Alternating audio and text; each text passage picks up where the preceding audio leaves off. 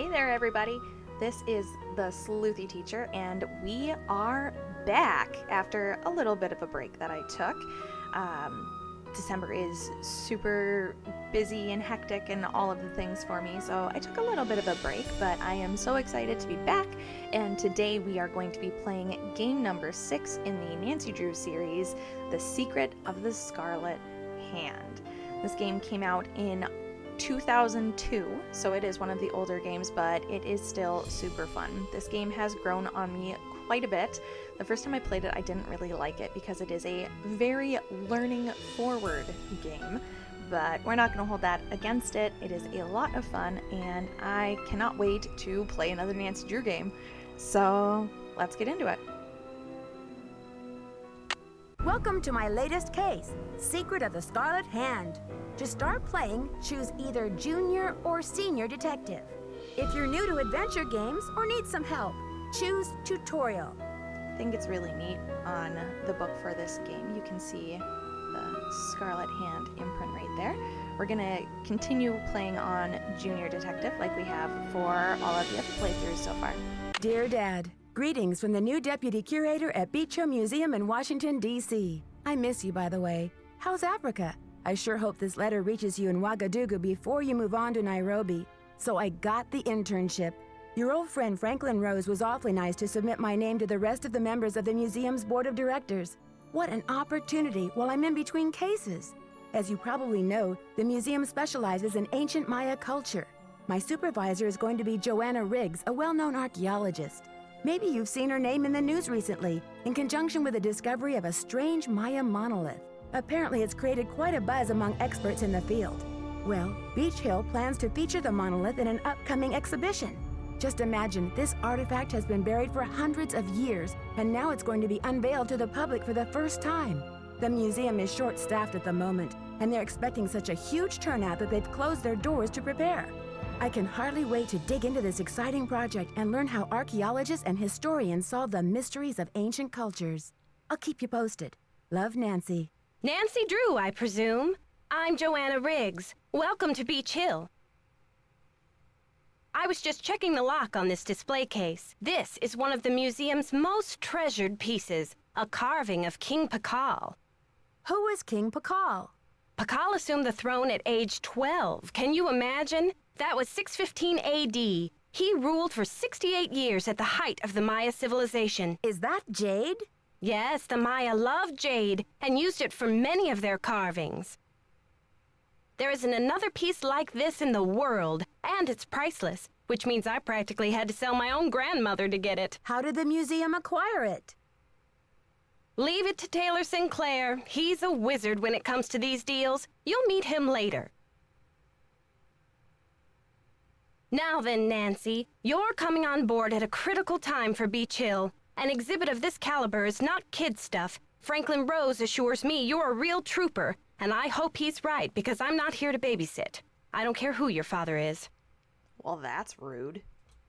I'm glad to be here. Please, tell me more about the exhibit. In addition to our permanent collection, we're borrowing rare pieces from museums and private collectors around the world. Soon we'll be sitting on the most fabulous collection of Maya artifacts ever assembled in one place. And now that we've scored the monolith, too, Beech Hill sera numero uno. Was the monolith excavated in Mexico? Yes, a hot young team of archaeologists, Americans and Mexicans both, dug it out of a cave near Palenque. Every curator from here to Siberia was trying to get a hold of it, but I'm the one who closed the deal. What does this monolith look like? It's a massive pillar of stone, nearly 1,500 years old, with Maya glyphs carved into it. We've installed it in the garden. Wait until you see it. Could you explain what a glyph is? A glyph, as in hieroglyphic, is a picture that represents a word or an idea. Henrik is the human encyclopedia on the subject. How many glyphs are there in all? Henrik can help you with that. Do you know anything, Joanna? Henrik, is he on staff here at the museum? Henrik Vanderheun, world-renowned expert in Maya hieroglyphics. He's the latest addition to the Beech Hill Brain Trust. I told him I don't even want to see his pointy Vander head till he's got a translation on that monolith. Okay, so a boss is referring to their employee like that. Wow, Joanna's kind of, rude. Pointy Vanderhead? Where was he working before? At the Chaco Canyon Cultural Center in New Mexico. Anyway, there's a list of tasks for you in the lab. Once you've knocked those off, we'll regroup. Shouldn't I have more training? Don't worry, you'll be in the swing of things soon enough. Go ahead and take a look around the museum. I'm sure you'll find the monolith, muy interesante. Or just roll up your sleeves and hit the lab. Any last advice before I get down to business? Semper ubi sub ubi. All right, there we go. So, Joanna Riggs, everybody. What a character. Also, interesting fun fact for you. Whenever Joanna says semper ubi sub ubi, that is Latin for, I believe it's always wear underwear. I think. Here, I'm checking my notes here. Yeah, always wear underwear. Interesting. Good life advice, I guess. But yeah, here we are. I must say, I do really enjoy Joanna's office. It is quite beautiful. So here we have a art in the Americas magazine and an interview with Prudence Rutherford, which she is a super fun lady that pops up in quite a few Nancy Drew games. And she owns the Fire Ruby necklace. Ooh, ah. So, very cool. Topeka Commission for the Arts. How cultured. How cultured indeed. Okay, so let's close out of this. And I think that's pretty much all there is to look at in Joanna's office right now. So let's do a little exploring. So I've heard a lot of people talk about how this game is kind of the Nancy Drew internship simulator, which that assessment of the game is not wrong. The first half of this game is very, very homework heavy, I guess, if you wanted to call it that. Lots of chores that we're doing for other people. The knob is missing. Things like that. Very, very puzzle heavy. I would say that this is the game that we see the biggest change from the earlier Nancy Drew games and the type of puzzles we got to being a lot more puzzle heavy. As I'm going through and playing this, you will notice that there is a pretty big difference there. Also wanted to point out Punchy LaRue is listed here for the Beech Hill Board of Directors generous donors. Very cool. Topeka Commission for the Arts. That's the organization Prudence Rutherford works for. So, fun little fact on this game that I did not know the first couple of times that I played it. You must make this connection pretty early on in the game. If you don't make it past a certain point without seeing that, it will soft lock your game, which I unfortunately discovered. I must say that for this being game 6, the attention to detail that they gave this museum is absolutely beautiful. They did a really good job with it. I enjoy it. So, lots of different things to look at here. It's locked. The museum area itself. Lots of interesting pieces to look at that we're going to take a look at closer in a little bit, because it's one of our tasks anyway. So might as well find out what our tasks are first and then tackle that. So we're going to go back into the employees only area. We'll check out shipping and receiving first. This area will be important later on. But here we have a box that is called Sunny's Stuff, which, if you are super familiar with the Nancy Drew games, Sunny is in reference to Sunny June, who turns up in quite a few of the games and is a pretty well-loved character in the Nancy Drew community. We just won't acknowledge the shattered medallion. All right, and here is the lab, and here is another character. This is Henrik. You must be Nancy, the new Deputy Curator. I'm Henrik Vanderheun. Pleased to meet you. What are you working on? Just some light housekeeping. Why are you wearing that mask? Oh, these dusty old artifacts are murder on my allergies. Anyway, what can I do for you? And wearing the mask saves on animation, but you know, we won't hold that against you. I'm curious about your work. How do you go about translating a glyph anyway? It can be a complicated process, involving research, piecing lots of different elements together, and a healthy dose of guesswork. So there isn't a definitive dictionary of Maya glyphs where you can look things up? Oh, I'm afraid not. You see, glyphs are so intricate and full of subtleties that multiple meanings may be embedded in a single glyph. So 3 distinct-looking glyphs may all translate to mean sunshine, roughly, but with different nuances.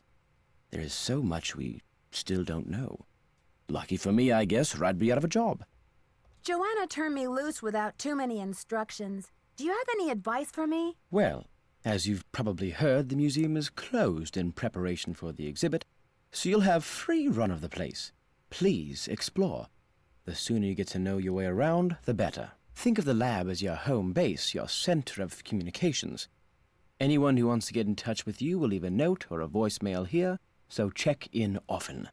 I'm very busy with my work, so you're going to have to be pretty independent, but I suspect you wouldn't have it any other way.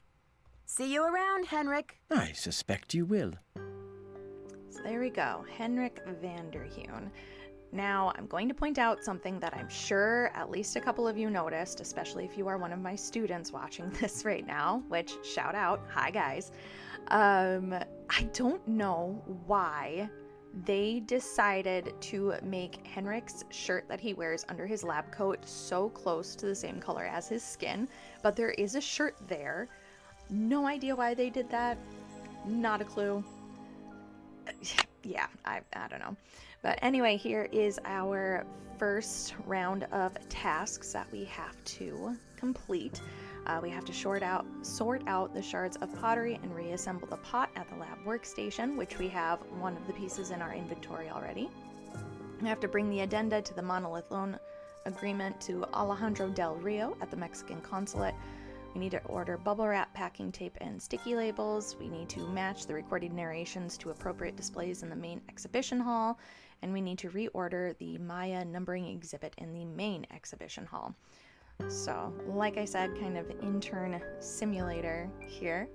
All right, since we're in here, we're going to give Silvio's curatorial bonanza a call and order some bubble wrap and other stuff and get that crossed off on our list. So 555-9963. You have no voicemail. Press 9.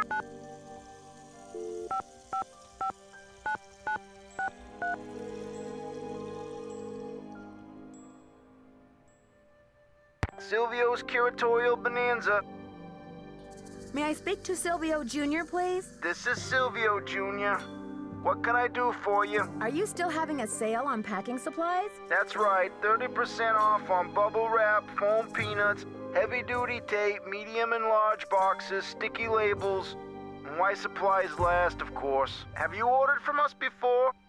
Yes, I think so. We have an account number. Okay, good.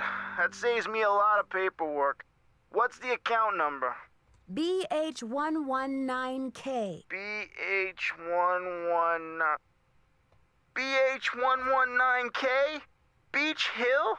Are you serious? You sound surprised. I guess you were expecting Sunny June? I was expecting Beech Hill to settle its accounts with me about 6 months ago. I've sent all 6 of the outstanding invoices to a collection agency. And you jokers won't get another packing peanut out of Silvio Jr. ever. Do not call here again. Well, that went over well. All right, so apparently Beech Hill has not been I'd better paying check for to see if their I'm done with that. supplies. So that's fun. All right. So here we have the knob that we need to get a set of headphones. And property of Sunny June. I have Sunny's notebook here. These are all of his classic little doodles that we'll see throughout a lot of the Nancy Drew games as we progress through the games. He's apparently a fan of Alejandro. Interesting. I don't think many people would share that sentiment. Joanna, nice depiction of her. Henrik with his big brain. Hurricane Sunny, yeah! Don't look directly at Taylor Sinclair's tie, it will hypnotize you. This part is very, very important. So, the narration puzzle that we have to solve as one of our first tasks in the game is quite a doozy, and this little map helps us kind of put locations to a value so it's easier to match, so to speak. So there are 5 areas out in the gardens that we are going to have to match the narration with the subject that's there. And then we have a whole bunch of them within the main museum itself that we're going to have to match to. This is the puzzle that I've heard a lot of people gripe about. It is not necessarily my favorite, but I have grown to have an appreciation for it, I guess. As I have played this game a couple of different times, it's still not my favorite, but it doesn't make me want to pull my hair out quite as much as it did the first couple of times that I played it. So now that we have the doorknob here, we are going to grab this. Come on, open. Open. There we go. So notice the navigation in this is still a little clunky, but it's not too awful. And one other thing that we are going to do before we start the narration puzzle is we're going to run to Nancy's hotel room that she's staying at. Now, if you are expecting a beautiful, glorious, well-decorated hotel room that Nancy is staying at, you are going to be sorely mistaken, because pretty much any location outside of the museum is very bare bones, just maybe 2, 3, 4 screens at the most, and Nancy's hotel room that she's staying in is no different. Alright, so we are going to take the floppy disk. I need a disc. It's literally in your hand, Nancy. Oh, there we go. And we are going to get into this. Now, Sunny's password is his favorite candy bar. Fun fact for you, this is actually the first game that we see the appearance of the glorious, wonderful, immensely delicious Cocoa Crinkle Bar. Alright, so there we go. We are in. So lots of different stuff to look at. JR is hounding me to get this done, but I can't keep them all straight. The headphones will help me figure out what is playing in the display, and the Convomatic machine in the storage room will let me change what plays in an exhibit. So where am I going wrong? I definitely know that the following match. So Sunny did a lot of the work for us already. He's matched the majority of them. So B needs to match with 8, E to 1, F to 6, H to 15, I to 3, K to 12, L to 4, M to 2, N to 10, and O to 11. When I played this game for the first time, I did not realize that he had done the bulk of the work already, and I identified all of them. And then once I found this, I was very upset that I put all of that work in, and I didn't necessarily need to. And here he has some notes for us on the Mayan number system, which is another chore that we are getting done with right away. So it says a 0 looks like a turtle shell, but with no turtle. 1 dot equals 1, 2 dots equals 2, and so on. And then 1 bar equals 5. Then it kind of explains how that works. Elaborates that the dots and bars must look like dots and bars. Everything else does not count. And then it explains that some gods represent numbers, but they will grow on you like mold on cheese. What a fantastic comparison. And then it has all of the gods and numbers listed out here. I'm not going to go through and explain all of them because it is quite a bit, and it's not all of them that we need to know. This is important. We will need to know this. The system login for all of the quizzes and everything that we're going to be getting to eventually is S. June and Space Baby, which absolutely checks out for Sunny and his love of all things alien. He has a note for temple quizzes. I can't figure out the answer to level 2 quiz question about the matchmaker, and Henrik isn't speaking to me right now. He's way too touchy about that old ham radio. So either I'm blind as a bat and can't find the exhibit that has the answer, or we just never put it in. Details. Joanna's no help on this, so I'll just have to wait for a horde of visitors getting very frustrated with this question once we open the museum, and then I'll let Henrik deal with the trauma. Came up with a great question for level 3, but Henrik hates it. Once I get some time, I'll make an exhibit for this. I just don't know where I can get my hands on one. I wonder if Joanna will spring a trip for me to go down to Guatemala. I wonder if that's where Sunny is in this game. Is he's in Guatemala? I don't know. Alright, and then notes on Sunny's dissertation topic, the demise of the ancient Maya drought, plague or UFO? How and why did Maya civilization disappear quickly? The Maya were sophisticated astronomers. Were they trying to achieve space travel? Great Amerindian civilizations like the Maya and Inca believed to have contact with extraterrestrials. Were the temples actually control towers? Research 20th sea artist Manuel Mendoza and spaceship motif. Research claims that Maya disappearance on Earth was due to departure for other worlds, and then research claims that many flying saucers sighted today are piloted by Maya elders. Sunny June, man, what a guy. Alright, and then here we have some typed up notes that Nancy leaves for us. And here is her sweet dog, Togo.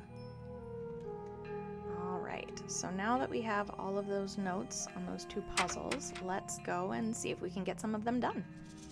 So back to Beech Hill we go.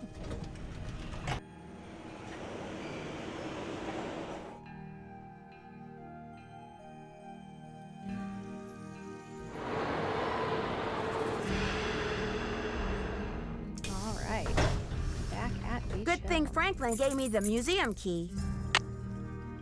Yeah, totally makes sense. Nancy's working at the museum. She should have a key. Alright, so we are going to do a little exploration. So here is the upper level of the Mayan temple. The reason we came up here is we needed this. So we'll do more of the activities up here later. We're just not going to do it now. Shout out to my absolute favorite track in this game, Exotic. I absolutely love it. It is such a vibe.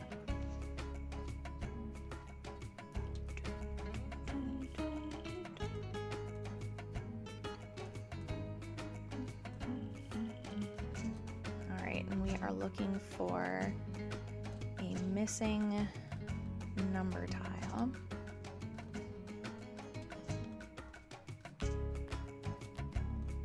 Cannot remember where it is, so we're just going to do a little blind exploration here.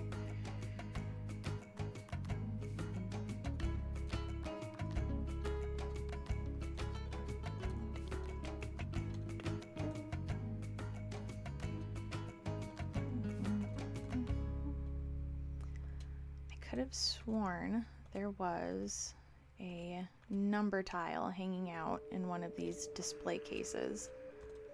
For the life of me, I cannot remember where that is. Fun stuff. I have a feeling this is going to be what happens in this game quite a bit. I am not super familiar with this game. I think this is maybe my 3rd or 4th time playing it, so not nearly as adept with it as I should be. There's that piece. So sorry in advance for all the blind clicking that you're going to see in this playthrough. But you know what? Hey, it's just very realistic to a first time Just experience one more playing tile. the game. Interesting. I'm still missing one tile. Cool. Love that for me. See what I mean? This is gonna be slightly painful, but it's gonna be great, guys. Okay. Oh, I think I actually remember what that other tile is. If I remember correctly, it's sitting in here. I love this little area that they set up out here in the garden. It's very beautiful. Lots of different artwork. If I remember correctly, I think this piece is sitting... Nope. Sitting on a bench or something? Maybe? It's a really big maybe.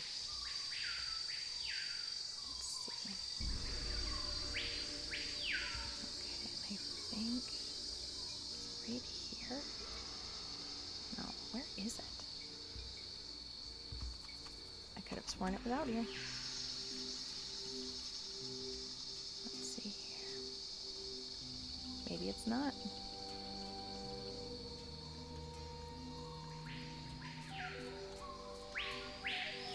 Oh, there it is. Okay, good. My memory has not completely let me down.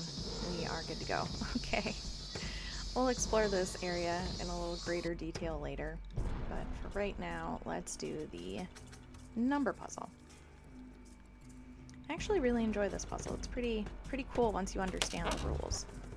Alright, so what we have to do is we have to get all of the numbers in order from 0 to 19 using the notes that Sunny June left us on his floppy disk. So he said that a turtle shell is 0, so we're going to move that there. And then 1 dot would be equal to 1. And 2 dots, let's see here, I'm not seeing any that are just 2 dots, which means that it is going to be one of the people-looking dudes. It's actually going to be this one. So there's that, and then we need 3, let's see here, 3 dots. I'm not seeing 3 dots either, so that's another person. It's the one that looks like the doctor. And we have 4, let's see here, 4 dots, there we are. 5 would be one of the bars, so I believe that would be this one. Let's see here, 6 is an eye patch with an X, which actually that's in the right spot, so there we go. 7, let's see here,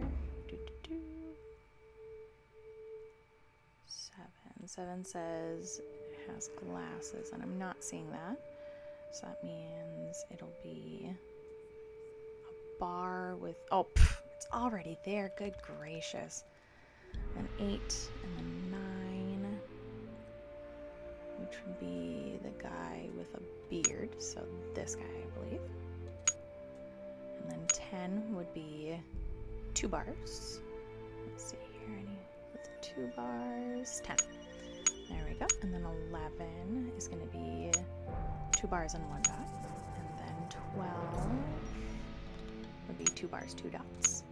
13 would be 2 bars, 3 dots, but I'm not seeing that.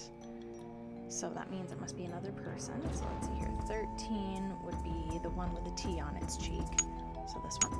So 13, 14 would be 2 bars and 4 dots. 15 would be 3 bars. Oh wait, am I completely off? How did I forget how to count? Oof, hot mess express, guys. Okay. So 14 goes here, 13 is the T on the cheek, 12 is this one, 11 would be this one, 10 would be this one, 9 would be this one, 8, was it 8 that I missed? Yes, it was. So 8, let's see here, would be 1 bar, 3 dots. I'm not seeing that. Interesting, and I'm not seeing which one it should be either. Oh my goodness. Let's see here. Alright, 8.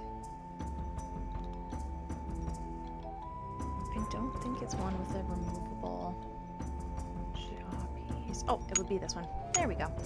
Okay, so there we go. So this is 10, 11, 12, 13, 14. There we go. Okay, so 15 would be 3 lines. 16 would be 3 lines and a dot. 17, 5, 10, 15, 16, 17 would be this one. That 18, looks 19. right. There we go. All right, so another item crossed off of our to-do list. And I can't remember how many broken pieces of pottery we need to find. We may already have them, so we could potentially get that done as well. Alright, so my ordering system is done. Let's go over here and see if we have There. more pieces. Now I can start putting this together. Okay, so a fun little jigsaw type puzzle here.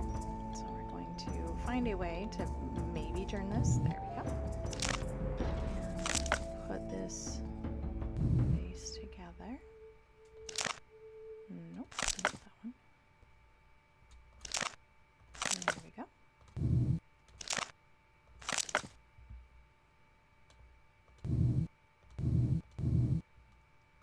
Okay, I think this piece goes right here. And the little panhandle goes there. That one goes there, and this one goes That's done. here. So, fun little puzzle. Doesn't take too long. Get that crossed off. Alright, and I think we are going to tackle the recorded narration puzzle here next. Alright. So let's see here. According to, I'm taking a look at my notes here because we're just going to take a look at the ones that Sunny has not already identified. So if you think back to that picture that we found of Sunny's sketch, this one right here is letter A, which is one of the ones that hasn't been identified. The Maya used different methods to represent numbers. Here is an example of the numbers from 0 to 19, from top left to bottom right. Notice how some numbers are represented with bars and dots, and some are represented with pictures. Okay, so obviously that one doesn't match up. It's supposed to be on the ham radio, and that is not the ham radio narration. So, okay, so now we know that A needs to be lined up with the ham radio narration. Let's see here. Another one that we need to find is C. C's out in the garden, so we're going to hold off on that. D, let's see here, is all the way towards the back. And it should be the Maya numbering one, which we just heard. Okay, so D is the Maya numbers. Get that done. All right, E and F have already been placed. We need G. G is just across from here. It is about body shaping, which is a super interesting thing that the Maya did. We're not going to click the audio because it doesn't line up correctly, but it is very interesting. Get that written down here. Body shaping. There we are. All right, and then we need J, which is also out in the garden. So let's go take a peek out there. Okay, so according to this, J should be right here. So it is the, ooh, interesting, Archibald Rutherford, the Zolkin calendar. Which, remember Zolkin, because that will come in handy later here.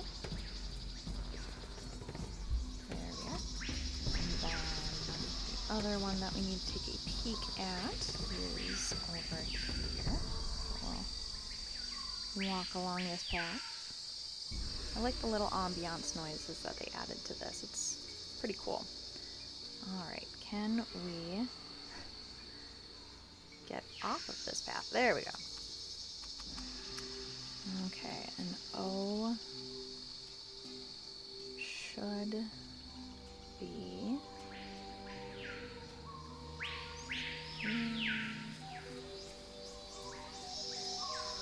closest to the door. Okay, so here's the door. We have one right next to it. This one should be up. Let's see here. 3 captives to shield Jaguar the Second. I just realized we already had O. What am I doing? Oof. Okay, we actually don't have to go much further though. Here, see. Alright, so we have the bicephalic altar. There we go. Okay, so now we have all of our notes. So, armed with all of this information, we need to match the narrations to the exhibits.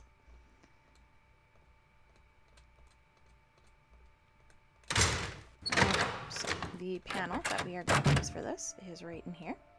And we're going to use Sunny's notes with some of our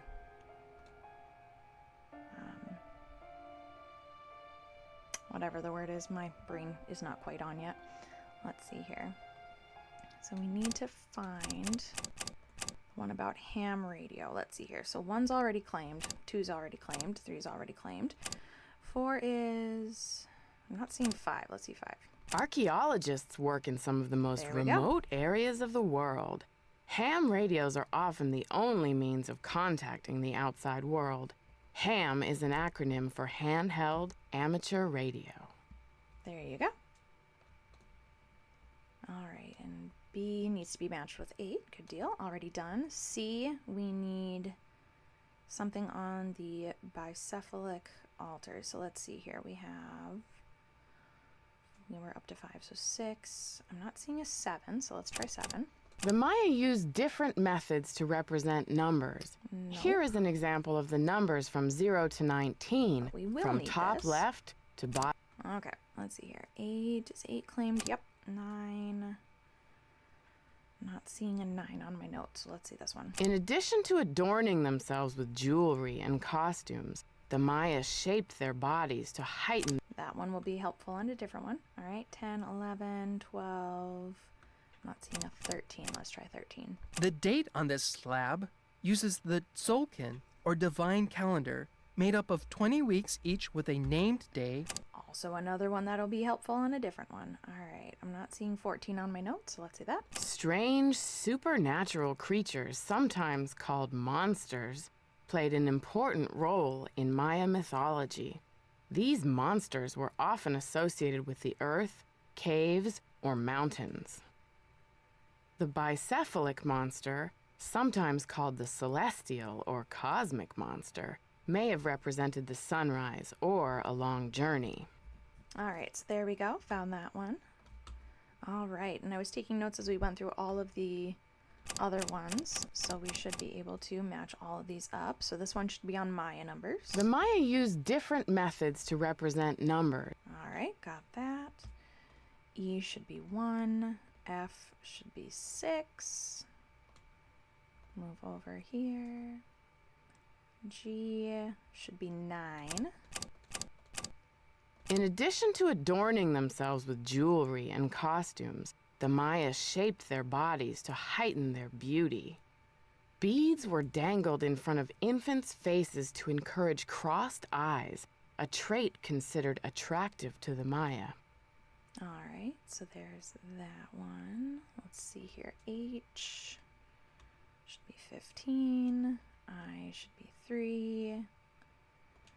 J should be the Tzolk'in calendar, which should be There, that looks like it's in order. 15, and the rest of them are already done. So not too shabby. Good to have that one checked off our list here.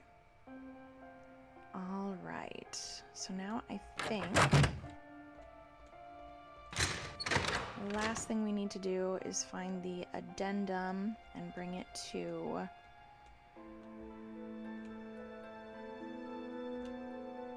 Alejandro. And that is right here. There we are. Beech Hill shall make 2 payments of $250,000, the first being paid upon execution of this contract, the second being paid 30 days after delivery of property. The duration of the loan shall be 90 days from the opening of the exhibit and no more than 200 days total. During the period of the loan, Beech Hill shall have the exclusive rights to reproduce images of the property for the following I better deliver this to Alejandro right away. To reproduce images of the property for the following derivative works: postcards, posters, t-shirts, coffee mugs, keychains, and mouse pads. I wonder why that's underlined. Beech Hill shall assume full liability in the amount of $1 million for the property for the duration of the agreement, accepted this blank day of the blank month of blank year. Signed, Joanna Riggs, and we need Alejandro Del Rio's signature. So we'll go bring that to him. Go to the Mexican consulate. I don't think he'll be there at this hour. Or it's only 6 o'clock. Seriously, Nancy, it is not that late.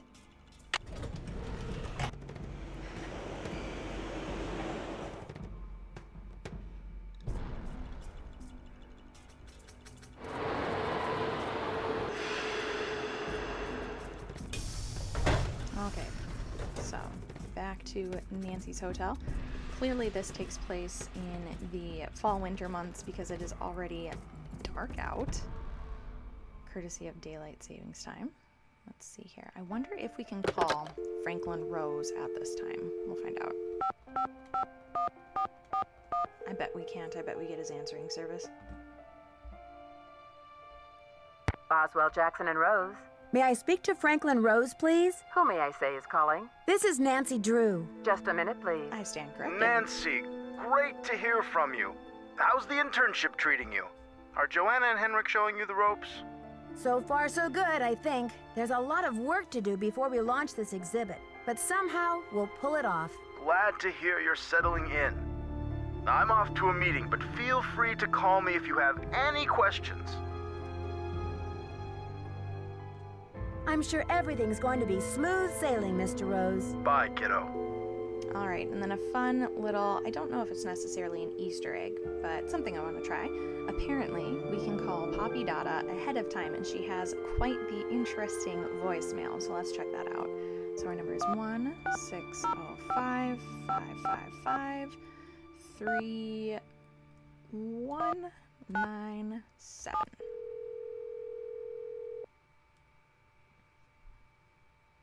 The artist, formerly known as Penelope, is OOC, OTH, TDT, and generally not in the mood. Please call back SOT, that is, some other time. Peace. What all of those acronyms are, I have absolutely no idea, but good for her. Taking a little me time. All right, so we are kind of stuck at this point. So let's move ahead and see if we can deliver that note to Alejandro now.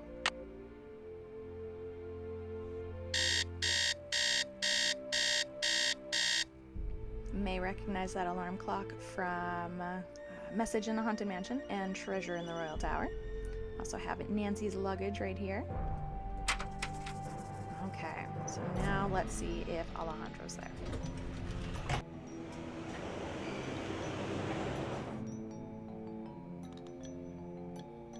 Also, little fun fact here as we're waiting to navigate the tram system, or the subway system, I should say, that is pictured in this game is actually based off of the actual subway system of Washington, D.C., which is pretty cool. All right, so here we are. Have some little pamphlets. Establishing legal provenance. It is your duty.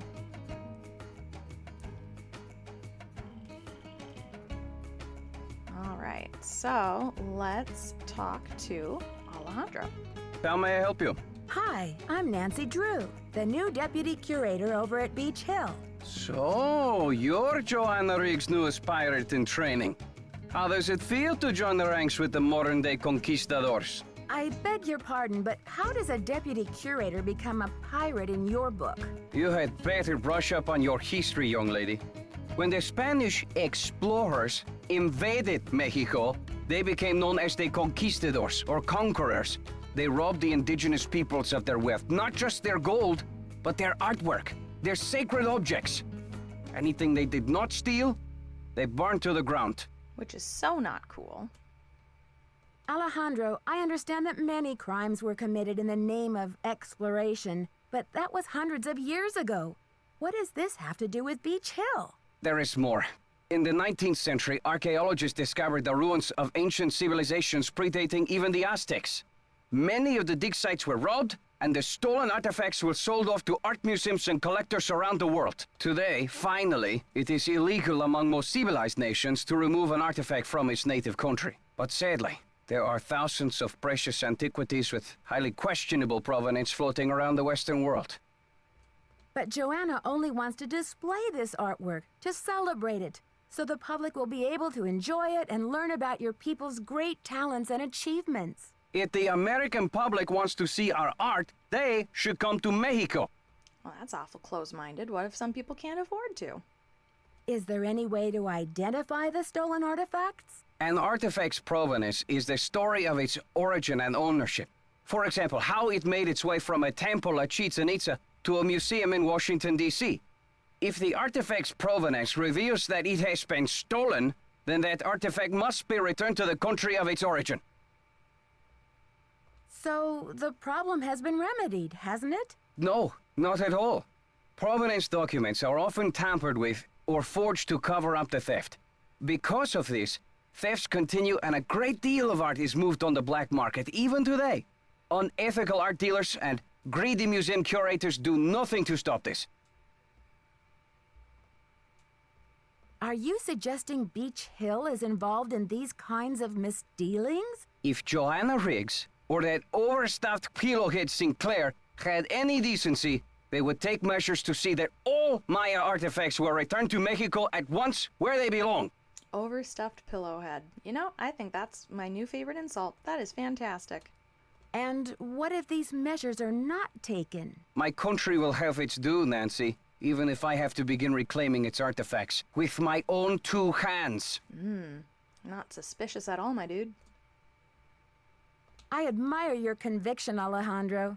Lucky for me, the Palenque monolith is only here on loan from Mexico. I am still not happy that such a rare find will have its debut exhibition on American soil. But in my country, too, there are people for whom money talks. I will take those documents now. Thank you. I have some business with Joanna at the museum later, so I will return the contract to her then, after I have looked it over. Are you sure? I don't mind waiting. You may consider your mission accomplished. Well, okay then. Goodbye. Doodles. All right. So there was Alejandro Del Rio.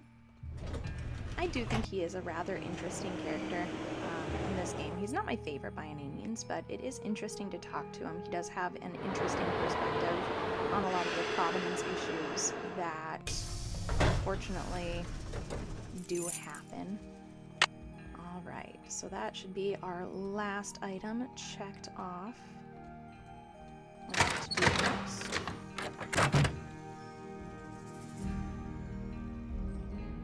All right.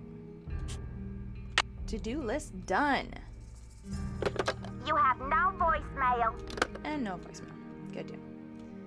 Okay. See if we can bother Henrik. I see you succeeded in reconstructing that Maya pot. Do you know what the glyph on it means? Something like, don't play ball in the house? Place name glyphs are some of the rarest and most difficult to translate. Even most of my colleagues wouldn't have a clue about this one. But I'm a rare breed myself, Nancy, and this is one of my areas of expertise. Notice he says that it's so difficult to translate, but then he doesn't actually say what it says. Also, shout out to Nicholas Falcone. Hey! In the words of Nicholas Falcone, come on, spill it. The glyph on that pot signifies the great ancient Maya city of Copan in Honduras. There happens to be a very important dig going on there right now. Do you know any of the archaeologists there? I have a few connections, yes. I'm keeping up with the action by ham radio. Did you know the Deputy Curator who was here before me? Hurricane Sonny? I'm afraid I did. If he wasn't losing paperwork or setting off the fire alarm, he was cornering our visitors with his theory that the Maya were abducted by aliens. I'm afraid you'll be cleaning up his messes for a while. Good old Sunny June. I'm supposed to order more packing supplies, but the company says they won't do business with us anymore. Does Beech Hill have bills it can't pay? No comment. But Henrik, how am I supposed to get this order taken care of? I hereby absolve you of that task. If Joanna wants things shipped, she can stuff them into garbage bags for all I care. That doesn't sound safe, but okay. See you around, Henrik. Will do. I get the distinct impression that Joanna and Henrik do not like each other. Also, the subtitles just decided to stick around. Interesting. All right.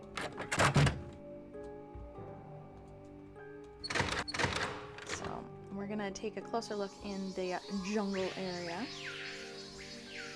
because we have one more suspect to meet.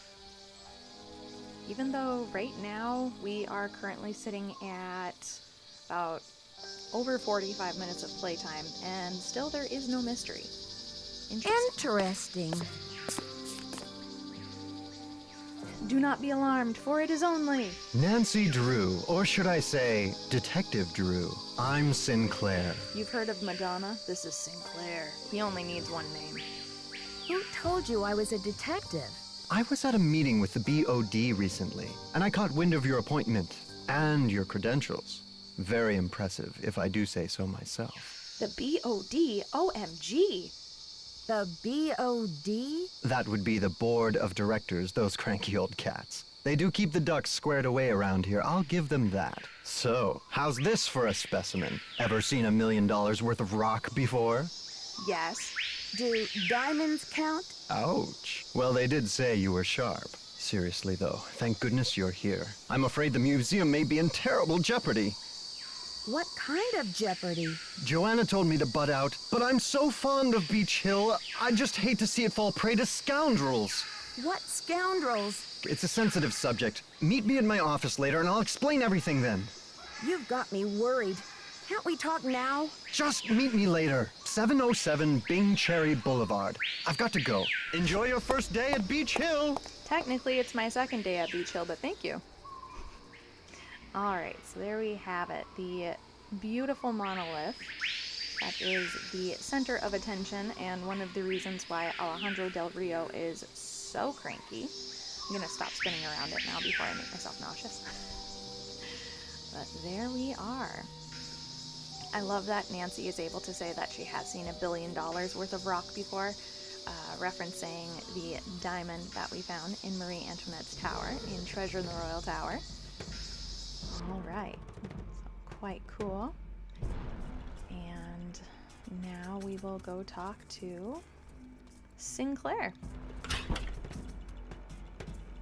Because of course we just have to chase after him. It would be far too convenient to have that conversation with him in the museum.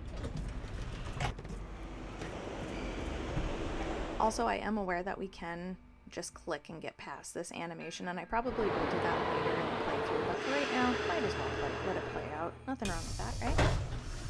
Alright, Sinclair's office. It's about time! Oh, my fears are like maggots infesting my poor old carcass. Want a cookie? They're from Oaxaca. Ah, the infamous Oaxaca cookies. I wish we had an option to say yes, just to get a fun game over sequence when Nancy gets sick eating these cookies that he's had for how many countless years? But unfortunately, they didn't give us that. Alright, let's see here. Thanks, but I'm trying to cut back. Now, what's going on? The art world is being ransacked, Nancy. Prudence Rutherford, a major patron of the arts, had her fire ruby necklace stolen from her villa in Topeka. 2 weeks later, A whole display case full of rare Maya artifacts was heisted from a museum in New Mexico. Do you think there's a connection between the two thefts? Who knows? I'm just telling you, this community, our friends and colleagues, my people are being systematically trounced by thugs. Who's to say Beech Hill won't be next? You've got to do something. Doesn't Beech Hill have a security system in place? The museum has a basic alarm system, but it's not exactly state-of-the-art. I've urged Joanna to approach the board about making some security upgrades, but she just keeps saying that the timing isn't right to ask for money. I understand your concern, but what can I do to help? We need your eagle eyes. We need your bat ears. We need you to sniff out the stink of trouble. Why don't you just hire a dog? I'll do my best, but it sounds like what you really need is a new breed of police dog. Don't play modest mouse with me. Why does he say that like that? Modest mouse with me. Modest mouse? Most people call me Nosy Parker. But anyway, tell me something about the art business. Is that a contemporary painting? You bet your socks it is. Would you believe I dug it up in my backyard? No, but I could humor you. I guess that would make the painting a genuine artifact? How about that rubber shark? The artist's name is Poppy Dada. She's a teenager in South Dakota. The art world is going bananas over her stuff. I'll unload that one for some serious dinero. So you could say people are going gaga for Dada. Is Poppy Dada her real name? I don't know. Joanna says you performed an act of wizardry in helping Beech Hill acquire the Pacal carving. Getting those provenance docs together was a pig and a half. Oh, they're on the up and up, I assure you. But to have been at the height of my career back before the crackdown, those were the days. What crackdown? Maybe sometime I'll tell you a sad story I call How Mexico Lost Its Sense of Humor. Not today, though, Nancy. Alejandro says you're unethical, a modern-day conquistador, that you're robbing Mexico of its cultural history. And I say Alejandro is the real bully of the playground, a lunch money extortionist who loves nothing more than to see the other boys and girls go hungry. When you sell a piece of art, what kind of commission do you get? Standard, 10%. It's no king's ransom, unless of course you sell something for $1 million. Too bad I'm not allowed to put that monolith on the market, huh? I'd better get going. Thanks for stopping by. So many things to unpack about Sinclair. The comb-over hair, the pencil-thin mustache, the tie. Alright, back to the museum. Okay. So, since we're over here, let's talk to Joanna. How are the tasks coming along? Why did you become a museum curator? I became a curator because I want to help make artifacts available to as many people as possible. That's all that matters, isn't it? Unless you're Alejandro Del Rio. Do you think Alejandro would go to extreme measures, like stealing, to reclaim Mexico's artifacts? Who knows? When did Henrik come on board? I got an email from him one day saying he heard the news about Beech Hill getting the monolith. He said he'd drop everything to come here and translate those glyphs. He was even willing to take a pay cut. What could I say except giddy up? You're hired. I've got work to do. Go to it. Okay, so we are approaching an hour into the game, and still no mystery in sight. Let's see here. We have our entire task list checked off. We've met all of the characters. I think we should go bother Henrik, because why not?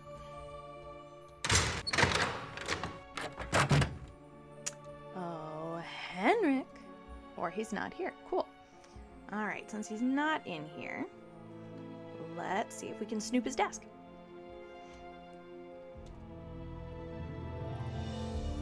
It's locked. Of course It's it is. locked. Is there anything we can do? We can play with his ham radio. I I shouldn't be messing around with this without permission.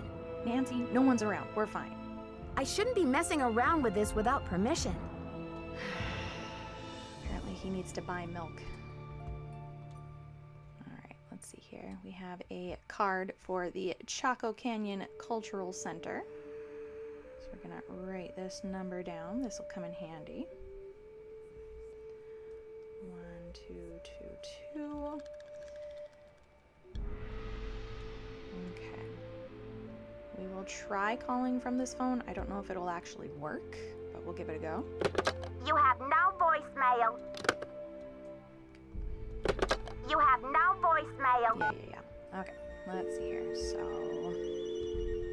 1 5 5 5 5 5 2 2 2.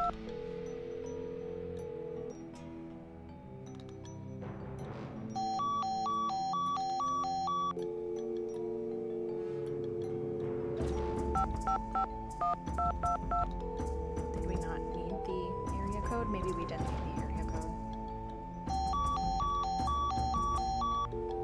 Okay, whatever. We'll just call Franklin. Boswell, Jackson, and Rose. May I speak to Franklin Rose, please? Who may I say is calling? This is Nancy Drew. Just a minute, please. Nancy, to what do I owe the pleasure of this call? Oops, false alarm. I'll call you later. Not a problem, dear. Well, I was hoping to ask about Prudence, but apparently we can't do that. You have no... Try this one more time. 1 5 0 5 5 5 5 2 2 2. It could also be that we just can't call this number from this phone. Yeah, that's probably what it is. Okay, whatever. Anyway, good old Henrik's gone. Let's meander around, I guess. Or not. Beech Hill's been hit. Sit tight, Nancy. The police are on their way. An hour into the game, and we have our mystery.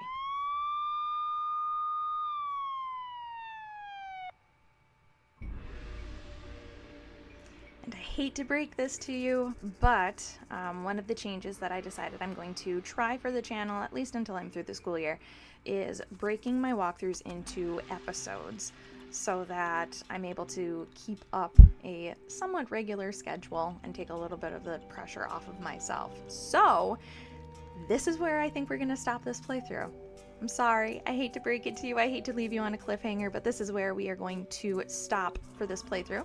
So you are just going to have to join me next week when we explore what is going on and what is happening here. So until next week, thank you so much for joining me. I appreciate it. Like and subscribe if you haven't already, and leave a comment down below. What is your favorite museum task to complete in the first hour of the game?